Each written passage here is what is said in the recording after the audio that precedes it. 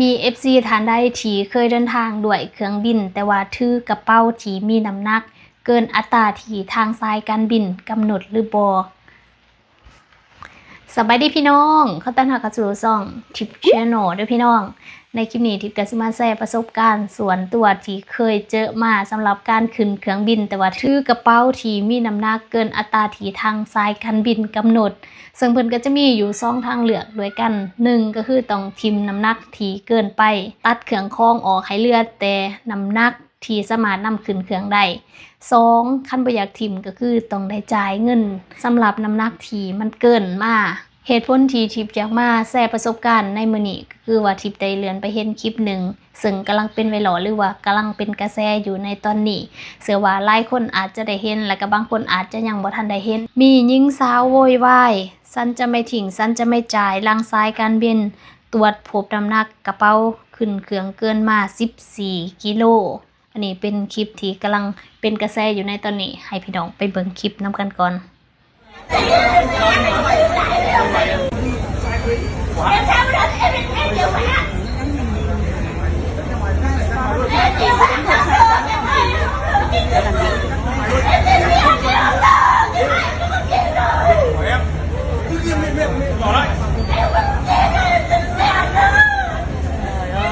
cho rồi lúc buộc lại không cho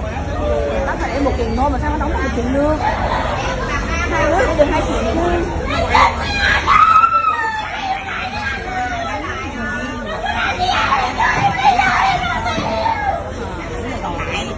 là này là nhìn biết rồi gì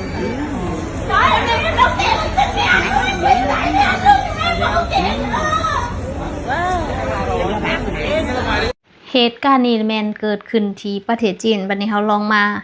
อ่านเบิ่งคอมเมนต์นำกันพี่น้องว่าคนอื่นๆเพิ่นมีความคิดเห็นเกี่ยวกับเรื่องนี้จังใด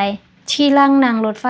สั่นซ้ำนะจะคนเท่าไหร่ก็ได้แจ้งแท็กซี่คนกระเป๋าขับตามเครื่องบินไปครับ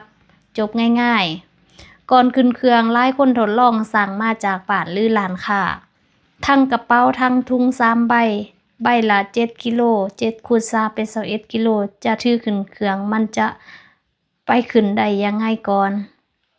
แก้ปัญหาง่ายๆคือเอาของขึ้นเครื่องส่วนเจ้าตัวไม่ต้องขึ้นแค่นี้จบควรเปิดดูเลยว่ามีสิ่งสำคัญอะไรกันแน่สรุปว่าน่ารังเกียจมากคนที่ขนของขึ้นเครื่องเยอะๆเบียดที่คนอื่นเขา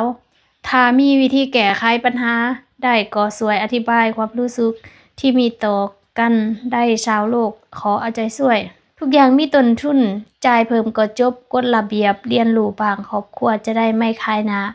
เอาจะสุ่มเอาเป็นบางคอมเมนต์ได้พี่น้องคนแบบนี้ไม่ควรมีอยู่ในสังคมในโลกอีกต่อไปส่วนหลายก็เป็นคอมเมนต์ลบๆอยู่แต่ว่าทิปเคยอ่านเห็นบางคอมเมนต์เนาะก่อนที่จะมาเห็นคลิปมาอ่านเบิ่งคอมเมนต์แล้วมีบางคอมเมนต์ที่เพิ่นบอกว่าถ้าให้คนหนึ่งผ่านได้คนต่อไปก็ต้องมีอีกที่จะมีกรณีแบบนี้อีกนะแล้วก็มีบางคนที่บอกว่ากฎประเทศจีนก็คือกฎเขาถือกฎแท้ๆถ้ายอมทุกคนทำตามน้ำหนักเกินพากันไปตายยกลำยายคนนี้คนเห็นแก่ตัวมากให้ไปแต่กระเป๋าส่วนตัวคุณก็แล้วแต่จะคิดว่าจะไปยังไงสงสารเด็กหน่อยดูเคร่งครังไม่จ่ายเขาก็นัดขึ้นศาลนะที่เห็นอยู่ต่างประเทศเราทำผิดกฎเพ้อจ่ายแพงกว่าตอนนี้อีกถ้าโวยวายแบบนี้ใส่ได้พ้นต่อไปก็จะมีคนโวยวายแบบนี้ขึ้นเรื่อยๆส่วนหลายก็จะเป็นคอมเมนต์ที่แบบตำหนิผู้หญิงคนนี้เนาะพี่น้องอันนี้ก็เป็นคอมเมนต์ขาวๆสามารถไปอ่านเพิ่มเติมได้พี่น้องตามชื่อที่ทิปเอาขึ้นให้เบิ่งเนาะมาบัดนี้ทิปจะมาแชร์ประสบการณ์ส่วนตัวพี่น้องเคยขึ้นเครื่องหลายเทื่อแล้วแต่ว่าประสบการณ์ที่ว่าน้ำหนักกระเป๋าเกินมานี่เจออยู่2เทื่อพี่น้องเจอทั้ง2เคสนี่แม่นอยู่ประเทศไทยเทื่อที่1ที่ทิปเจอและแม่นตอนนั้นทิปเดินทางเข้าประเทศไทยตอนด่านเปิดใหม่ๆตำอิดขึ้นเครื่องไปพี่น้องตอนปี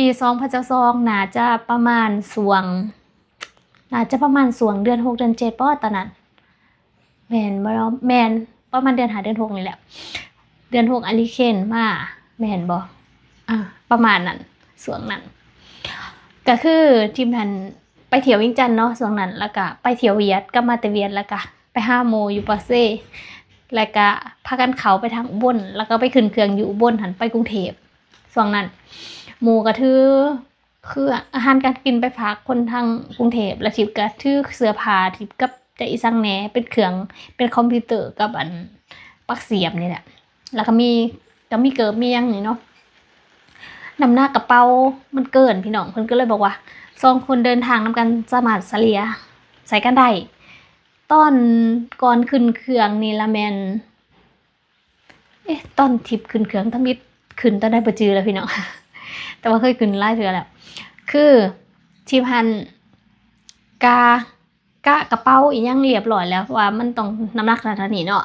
เพราะเคยจองมานะ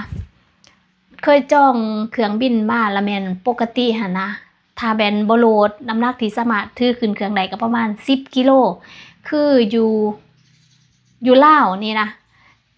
ถ้าแม่นสายการบินลาวนี่เพิ่นจะให้อยู่20กิโลในการถือขึ้นเครื่องได้แม่นสายการบินอยู่ไทยนะบางสายการบินที่เ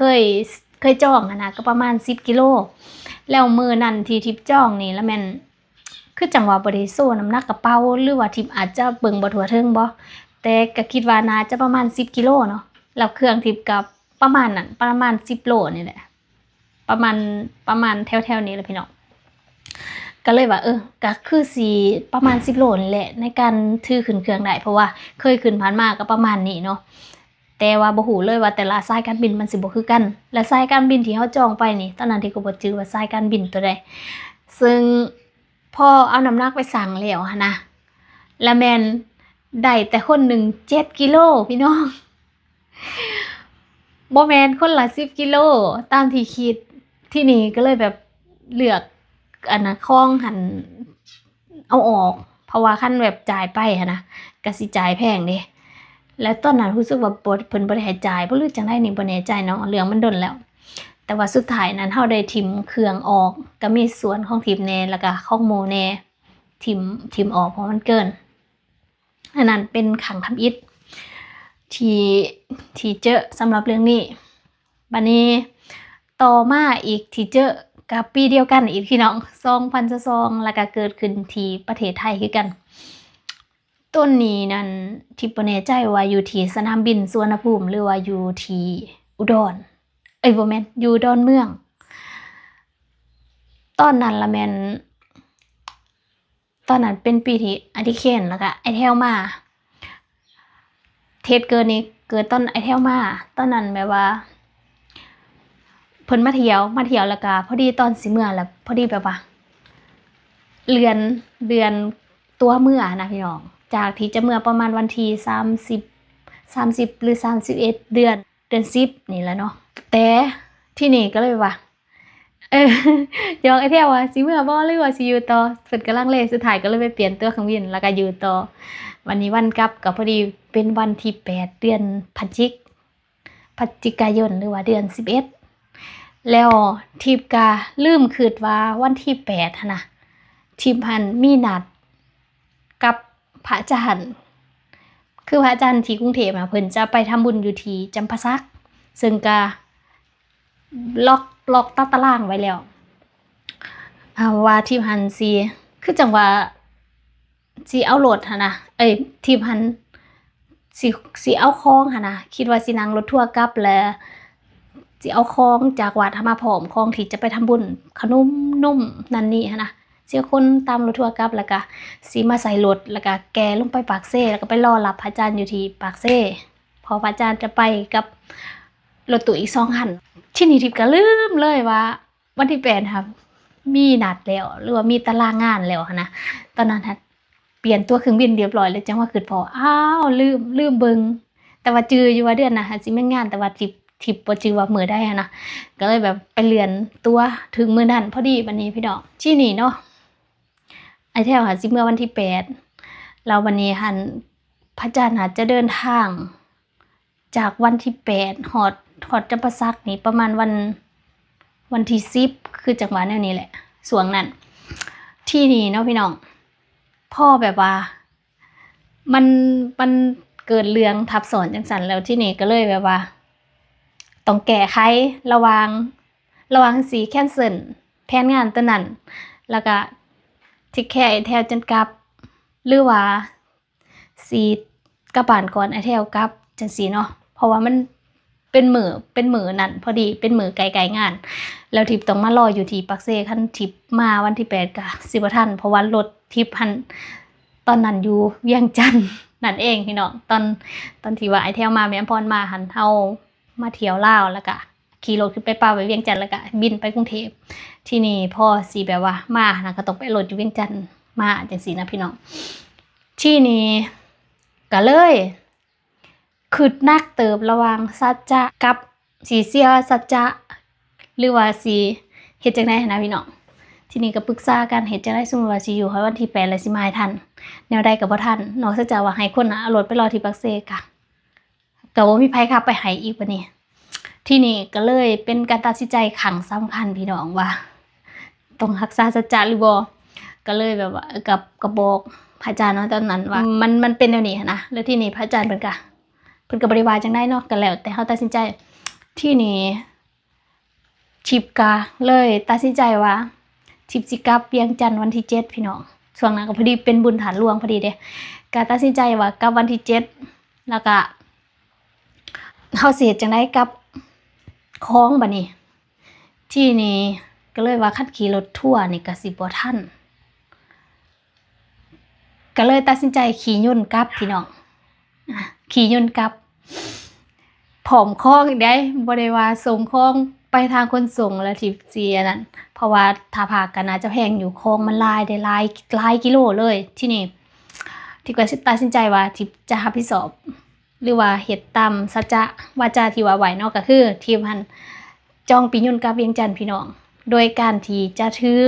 ของหั่นน่ะกับสายยนต์ไปพร้อมที่นี่ก็หลังจากจองบ่แม่นบ่ได้ตอนทำมิตรบ่ได้จองเขาก็ไปเบิ่งของที่เฮาจะคนกลับก่อนว่ามีหยังแหน่มีน้ำหนักประมาณเท่าใดเขียนเป็นแพ็คเป็นกล่องเป็นลังไว้เรียบร้อยฮู้แล้วว่าน้ำหนักประมาณเท่านั้นเท่านี้โอเคเป็นเซตที่ติดไว้ตอนนั้นบ่มีสิ่งใดพระอาจารย์ก็ไปซื้อสิ่งมาติดคักแหน่เด้อพี่น้องเพื่อมาสั่งของเบิ่งว่ามันสิหนักเท่าใด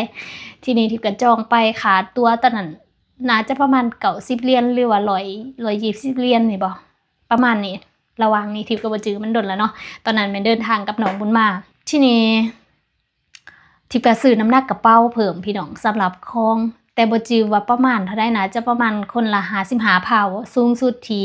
ทางสายการบินคายหั่นนะคือว่าประมาณนี้แหละถ้าเป็นอันเป็นกิโลก็บ่แน่ใจว่า22กิโลหรือว่าเท่าใดนะพี่น้องแต่ว่าทิพย์ซื้อตัวที่มันมีสูงสุดหั่นนะคนละอันกับ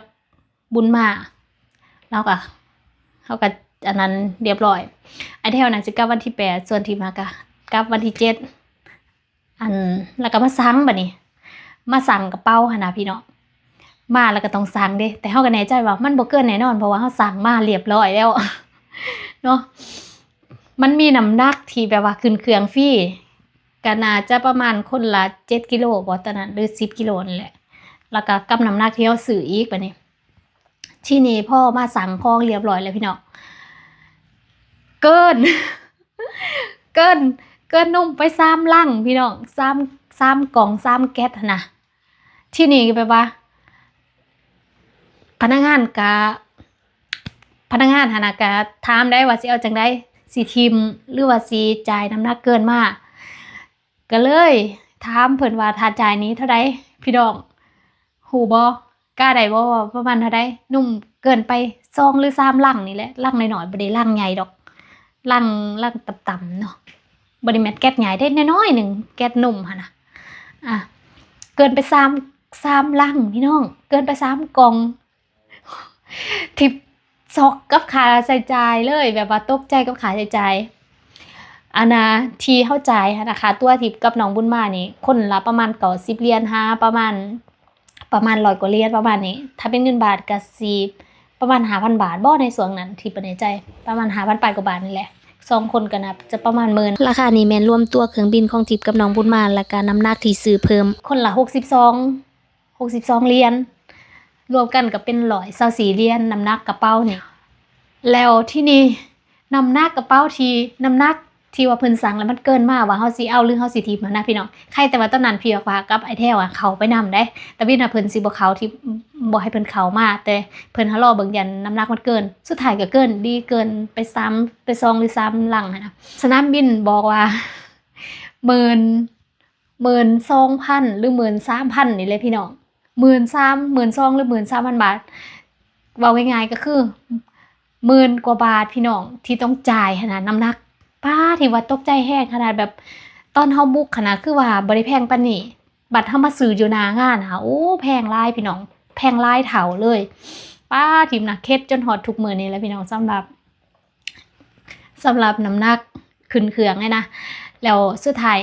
ของที่มันเกินมานะไอ้แถวกับพี่ยอกฟ้าก็เอากลับไปคืนวัดแล้วก็ตอนพระอาจารย์เดินทางมาก็เอาใส่รถตู้มานำแต่มีฐานะที่เพิ่นบ่ได้ใส่รถตู้มาเพราะว่าคนก็เต็มแล้วเด้พี่น้องเครื่องของญาติโยมอีกซังนี้มันก็เต็มรถแล้วบ่ฉะนั้นของอาทิตย์ต้องเอามาก่อนทีนี้ทิพย์ก็เดินทางมาฮอดเวียงจันทน์เนาะก็มาใส่รถมื้อนั้นหันรู้สึกว่ามาฮอดคือว่าเป็นตอนเสาร์นี่แหละเบิ่งหรือว่าทิพย์มาอยู่เวียงจันทน์มื้อหนึ่งบ่แน่ใจมาแล้วทิพย์กับรู้สึกว่าทิพย์ไปหา FC แล้วทิพย์ก็ไปใส่บาตรบุญฐานหลวงพร้อมแล้วก็มื้อนั้นทิพย์ก็เดินทางมาติบอกแล้วก็รู้สึกว่ามานอนอยู่ท่าแขกมื้อนึงหลังจากนั้นก็เดินทางมาฮอดสวรรค์กินข้าวกินน้ำแล้วก็เดินทางต่อลงปากเซเลยมื้อนั้นบ่ได้นอนค้างคืนบ้านเลยได้ก็พอไปฮอดพุ่นเท่านะก็นอนอยู่ปากเซนะคืนนึงมื้อต่อมาก็ไปรับขบวนพระอาจารย์แล้วก็ไปทำบุญที่ปากเซนะตอนนั้นพี่น้องอันนี้ก็คือเป็นเรื่องราวที่ทิพย์เคยเจอมาสำหรับน้ำหนักเกินมานี่นะพี่น้อง2 เดือนนี่แหละมันก็มันก็บ่แม่นแบบว่าเขาเอิ้นว่าอีสังบ่แม่นบ่ฮู้นะคือทุกความหมายว่าฮู้ว่าน้ำหนักเกินหาบ่ได้นะต้องให้มันพอดีแต่ว่าเฮานะเข้าใจผิดเองว่าที่เฮาจองเป็น10 กิโลที่แท้มันแม่น7เนาะตอนหอบแรกหอบต่อไปนี่แม่นเฮาฮู้ตั้งแต่ต้นอยู่ว่าน้ำหนักเกินฉะนั้นเฮาต้องได้ซื้อน้ำหนักเพิ่มก็อันนี้เป็นเรื่องราวที่ทิพย์อยากมานำมาแชร์สุดท้ายบ่ได้เสียเนาะพี่น้องหอบซองนะเอาของกลับประมาณนั้นก็ FC เด้อพี่น้องเคยมีประสบการณ์แบบนี้บ่ที่มาจะเล่ายาวไปแน่เด้อพี่น้องจะได้เข้าใจเรื่องราวที่ไปที่มาเนาะก็ประมาณนั้นพี่น้องสำหรับการขึ้นเครื่องนี่ก็เป็นอีหยังที่ต้องเอาใจใส่สุดๆเลยโดยเฉพาะก็คือคนที่เดินทางไปคนเดียวและถ้าสมมุติว่าน้ำหนักเกินนะเฮาต้องทิ่มอย่างเดียวบ่สามารถที่จะพากไว้ได้บ่ฮู้ว่าสมัยนี้ฝากไปได้บ่สมัยก่อนตอนนั้นทิพย์ถามน่ะบ่สามารถฝากได้แล้วก็บ่มีคนส่งที่จะพากไปให้เฮานำลังอีกเด้อันนี้ก็เป็นเรื่องราวที่อยากมาแชร์เพื่อคนใดที่บ่เคยขึ้นเครื่องมีได้คนที่บ่เคยขึ้นเครื่องนี่ทิพย์เชื่อว่าจังซั่นเพราะว่าในเฮือนทิพย์ก็มีแต่ทิพย์มีแม่ทิพย์แล้วก็มีน้องนิชาที่ได้ขึ้นเครื่องส่วนคนอื่นก็ยังบ่ทันได้เคยขึ้นเลยพี่น้องนี่ก็เป็นเรื่องราวที่อยากมาแชร์บอกต่อเนาะเผื่อคนใดที่จะเดินทางก็คำนึงถึงเรื่องนี้นำสำหรับคลิปนี้ทิพย์ก็สิขอจบไว้เพียงเท่านี้เด้อพี่น้องเจอกันใหม่ในคลิปหน้าสบายดี